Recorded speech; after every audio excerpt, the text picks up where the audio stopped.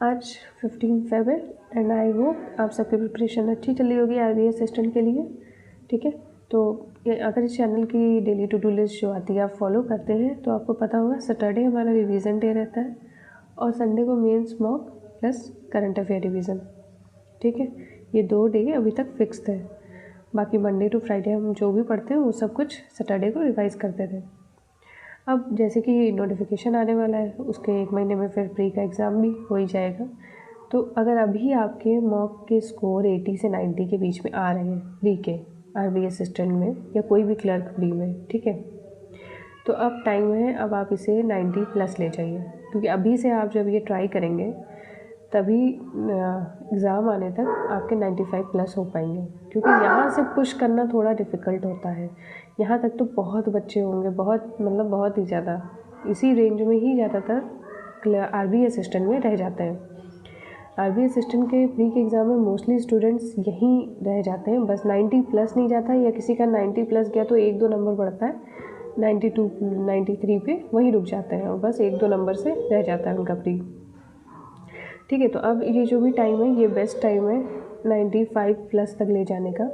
तो अब थोड़ा सा चेंज करिए अपनी स्ट्रैटेजी में, और चेंज ये करिए अब ज़्यादा focus pre mock, sectional mock और वीक टॉपिक्स की प्रैक्टिस में लगाइए। ठीक है, जो भी वीक टॉपिक है, देखिए एक तीनों सब्जेक्ट में से क्वांट, रीजनिंग और इंग्लिश, इन तीनों में से एक टॉपिक हो सकता है आपका वीक हो, जैसे कि क्वांट में मैथमेटिक या फिर रीजनिंग में पजल या इंग्लिश में आपकी अंडरस्टैंडिंग उतनी अच्छी ना हो। ठीक है, इन तीनों सब्जेक्ट में जो भी वीक है उसके लिए आप डेली 2 से 3 घंटे निकालिए एक्स्ट्रा अलग से, और बाकी जो भी टाइम आपके पास बच रहा है, आपने जैसे डिसाइड किया 12 घंटे पढ़ना है तो उसमें जो भी टाइम बच रहा है उस टाइम में आप मॉक पे, प्री मॉक ज़्यादा दीजिए, सेक्शनल मॉक, और उस पर फोकस करिए। ठीक है, चेकलिस्ट अब हो सके तो अवॉइड करिए।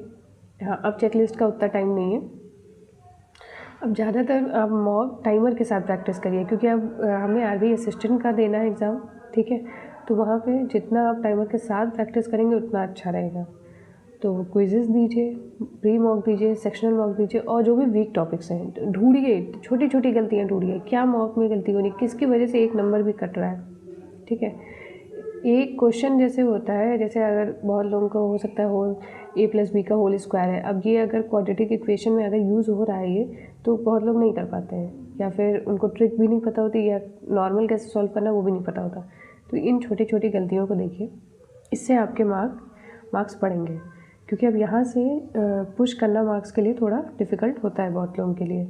तो अब आगे से मंडे से टू डू लिस्ट में मैं भी चेंज करूँगी, अगर किसी दिन मेरी जैसे नहीं आती है तो आप उस हिसाब से अपनी टू डू लिस्ट खुद से बना सकते हैं।